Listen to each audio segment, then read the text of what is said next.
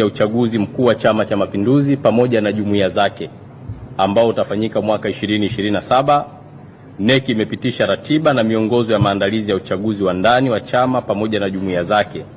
Tunataka uchaguzi wa kidemokrasia, uchaguzi huru na wa heshima, kama ambavyo CCM imekuwa ikijitambulisha kuwa na uwezo mkubwa wa kuweza kusimamia chaguzi zake za ndani katika hali ya utulivu, umoja, upendo na mshikamano.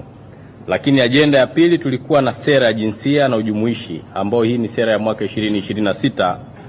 Tumepitisha sera ya jinsia na jumuishi ya CCM. Sera hii inahakikisha wanawake, vijana, watu wenye ulemavu na makundi yote yanapata nafasi sawa ndani ya chama na katika maendeleo ya nchi, kwa maana ya nafasi za uongozi. CCM inasema hakuna atakayebaki nyuma, na Chama cha Mapinduzi muda wote kimekuwa kikitoa fursa hizo kuhakikisha makundi yote yanapata nafasi katika ushiriki wa maendeleo, hasa pia katika masuala ya uongozi. Lakini jambo la tatu, halmashauri kuu leo imefanya pia uteuzi wa viongozi kwa kufanya mabadiliko madogo ndani ya secretariat ya Chama cha Mapinduzi. Na mabadiliko hayo tutaanza na ndugu Agrey Mwandri ambaye yeye ameteuliwa kuwa naibu katibu mkuu wa Chama cha Mapinduzi Bara, akichukua nafasi ya ndugu John Mongela.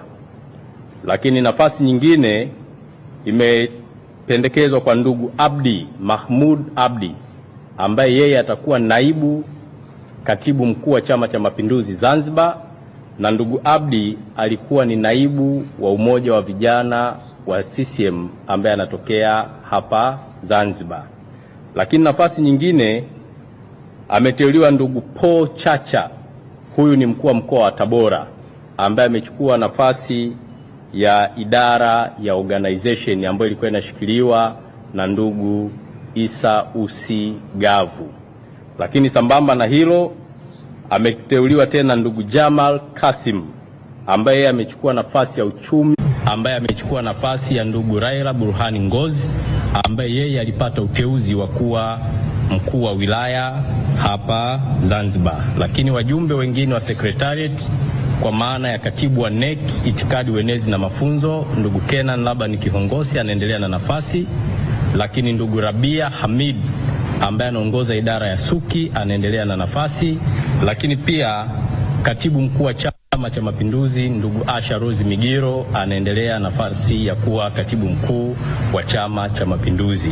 Lakini jambo la nne ambalo nilipenda kuzungumza kwenu waandishi wa habari, halmashauri kuu pia na chama kinampongeza Rais wa Jamhuri ya Muungano wa Tanzania na mwenyekiti wa Chama cha Mapinduzi Mheshimiwa Daktari Samia Suluhu Hassan kwa uongozi imara, madhubuti ambao unajali maendeleo ya Watanzania. Tunaona kasi ya maendeleo ndani ya Jamhuri ya Muungano wa Tanzania ni kasi kubwa, kazi inafanyika kwa weledi, lakini ukiangalia sekta zote kuanzia sekta ya afya, miundombinu ya barabara, sekta ya maji, elimu, nishati, kazi kubwa inafanyika.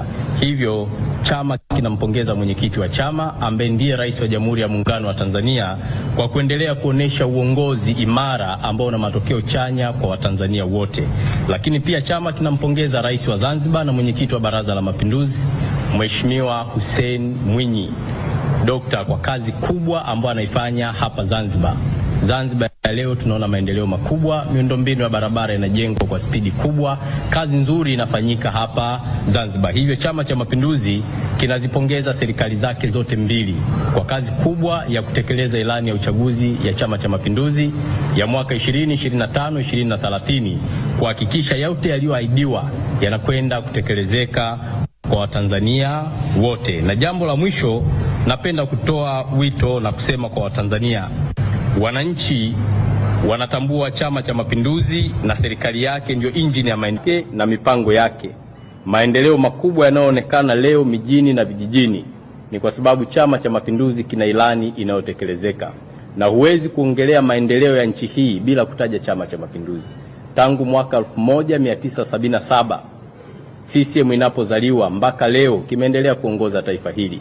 Hivyo ukiona elimu imeboreshwa, maana yake CCM imefanya kazi. Ukiona barabara zinajengwa, maana yake serikali ya Chama cha Mapinduzi imefanya kazi. Ukiona leo kuna masoko makubwa, huduma za afya zinazoboreshwa, maana yake serikali ya CCM ipo kazini. Ndio maana tuna kila sababu kama chama kutembea kifua mbele na kuwaambia wananchi kwamba wazidi kuiunga mkono serikali ya Chama cha Mapinduzi, wananchi wazidi kuwaunga mkono viongozi wa CCM, na Watanzania wakiunge mkono Chama cha Mapinduzi. Ndio chama pekee kilichobeba ajenda ya umoja, upendo na mshikamano ndani ya taifa hili. Hivyo baada ya kusema maneno hayo, niwashukuru sana waandishi wa habari, na itoshe kusema asanteni na kazi iendelee. Asanteni sana.